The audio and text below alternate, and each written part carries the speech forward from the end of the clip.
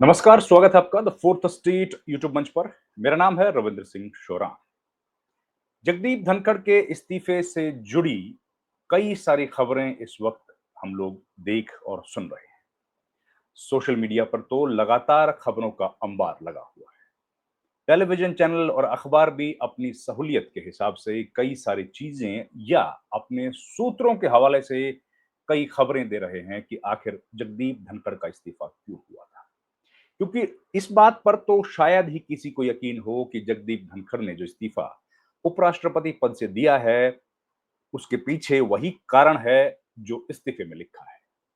क्योंकि हमारी जानकारी में ऐसा कोई डॉक्टर नहीं है जो बीमारी की दवाई देने के बजाय इस्तीफा लिखे।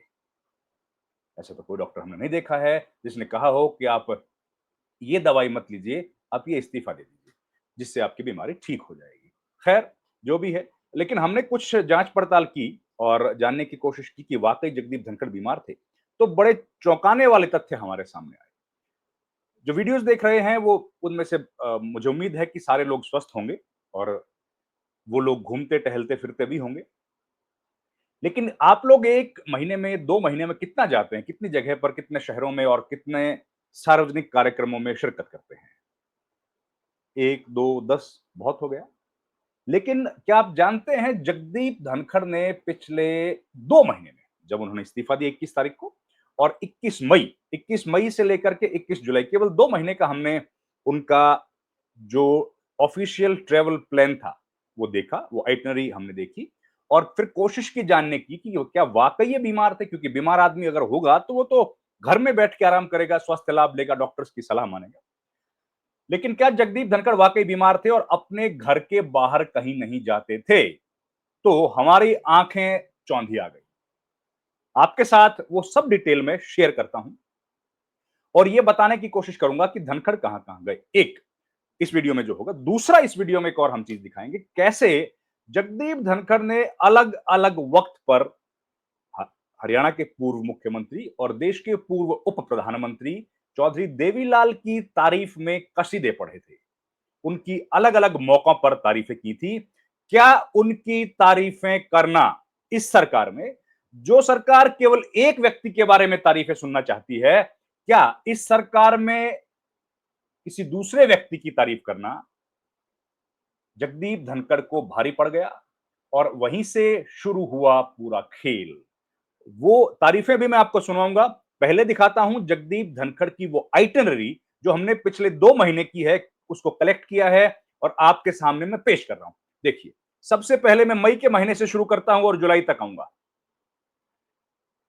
ये देखिए, ये देखिए आप, सब अगर 40 उन्होंने 40 अलग-अलग यात्राएं की हैं। 19 शहरों में गए हैं जगदीप धनखड़। 19 शहरों में 40 अलग-अलग कार्यक्रम किए हैं। क्या एक व्यक्ति जो बीमार है वो 19 शहरों में जा सकता है? और वो भी केवल 2 महीने के अल्प समय में। और इसके अलावा उन्होंने कई सारे कार्यक्रम किए हैं दिल्ली के भीतर भी, अपने घर पर भी कई लोगों से मिले हैं। वो कार्यक्रम इस लिस्ट में शामिल नहीं है। मैं आपको बताता हूं कि 1 मई को जगदीप धनखड़ कहां गए थे। वाइस प्रेसिडेंट जगदीप धनखड़ ने लॉन्च की थी चुनायतन मुझे पसंद है, चुनौतियां मुझे पसंद है, एक किताब। उत्तर प्रदेश के जो गवर्नर है आनंदीबेन पटेल, उनके साथ doctor APJ Abdul Kalam technical university में लखनऊ में 1 मई को लखनऊ में थे।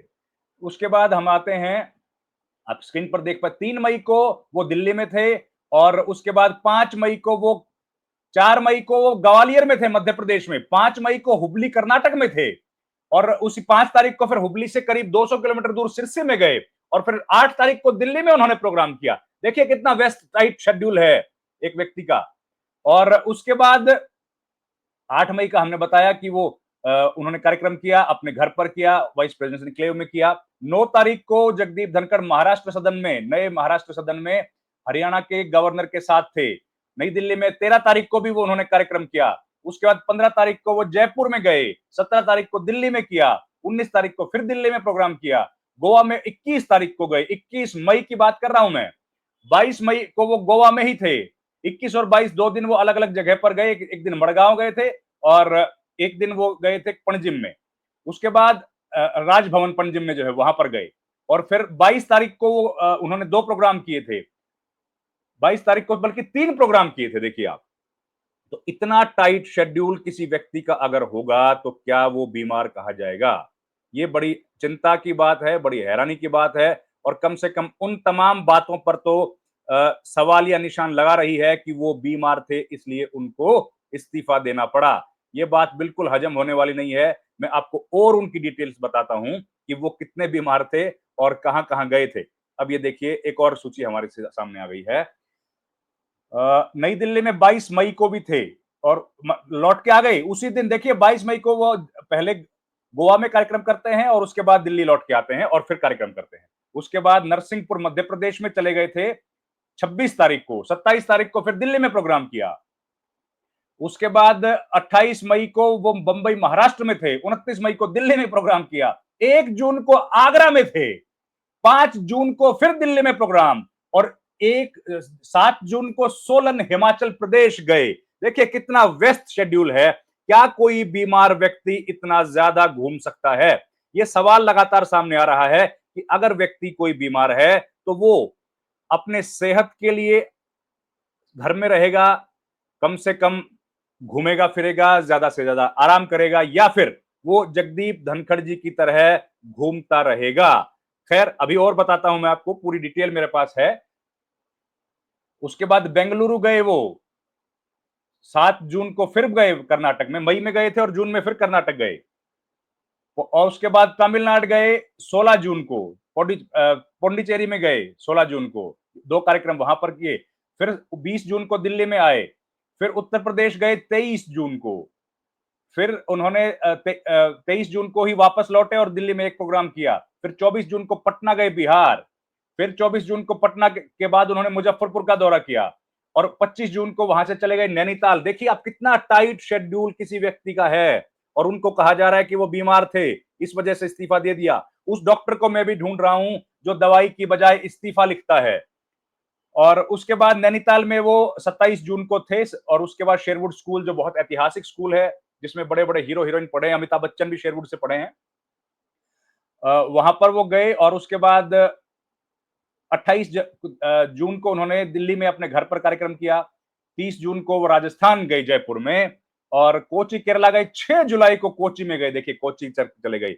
फिर 7 जुलाई को भी वो कोची में रहे, उन्होंने एक और कार्यक्रम में शिरकत की।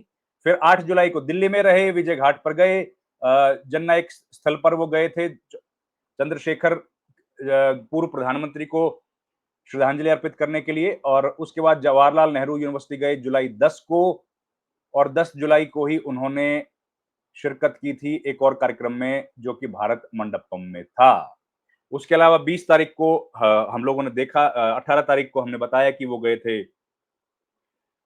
संसद टीवी के दफ्तर में। 20 तारीख को उनके घर में संसद टीवी के लोगों के लिए लंच था, उसी दिन केजरीवाल उनको मिलने के लिए आए।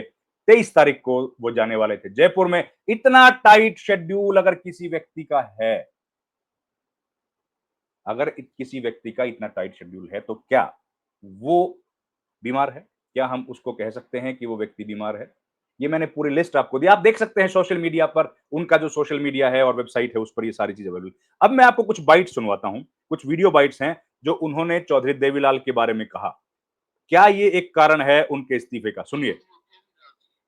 happens to be one of the tallest leaders of this country who gave back to the society in terms of human talent. And that talent which was nurtured by Chaudhry Devilal ji became chief ministers in Uttar Pradesh, in Haryana, in Bihar, in southern states, and he was as tall as was his physical situation. देखिए इन्होंने कहा कि वो इतने सबसे बड़े नेता थे, उन्होंने कई मुख्यमंत्री बनाए, अलग अलग प्रदेशों के मुख्यमंत्री बनाए। ये उन्होंने एक बात कही। याद एक और बात दूसरी, राहत देने के लिए चौधरी देवीलाल जी ने भारत के उप प्रधानमंत्री रहते हुए, कृषि मंत्री रहते हुए एक निर्णय लिया। ये सुनिए। निर्णय था किसान कर्ज मुक्त हो। किसान की कर्ज माफी पर उन्होंने चौधरी देवीलाल की तारीफ की। ये दूसरी बाइट। इसके अलावा कई सारे ऐसे मौके थे जब उन्होंने चौधरी देवीलाल की तारीफ की।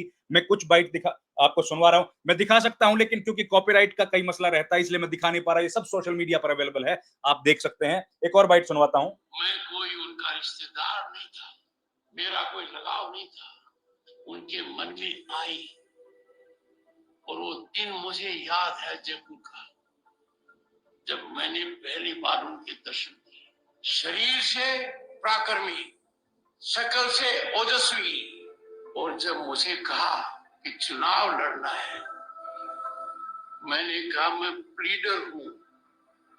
उन्होंने कहा पी को हटा दो, लीडर। अब देखिए ये कितनी बातें उन्होंने कहा चौधरी देवीलाल के बारे में। तो क्या इस सरकार, जो सरकार केवल एक व्यक्ति की तारीफ सुनती है, एक व्यक्ति की तारीफ करती है, क्या उसको कहीं ना कहीं पसंद नहीं आया चौधरी देवीलाल की इतनी तारीफें करना?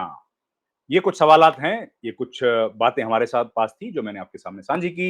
इस वीडियो में इतना ही। आपसे गुजारिश है हमारे चैनल को लाइक, शेयर और सब्सक्राइब जरूर कीजिए, जिससे हमारा हौसला अफजाई हो। ये जो डिटेल्स उनकी लिस्ट मैंने दी है उनके कार्यक्रमों की, वो सारे डिटेल्स आप देख सकते हैं वेबसाइट पर। वाइस प्रेसिडेंट की वेबसाइट पर ये अवेलेबल है और उनके सोशल मीडिया हैंडल को भी आप खंगाल सकते हैं। आपको तमाम चीजें मिल जाएंगी।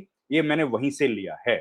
आपका बहुत बहुत धन्यवाद। आप हमारा हौसला अफजाई करते रहिए, जिससे हम लोग अच्छी अच्छी खबरें आप तक पहुंचाते रहें। आपका बहुत बहुत धन्यवाद। Thank you very much.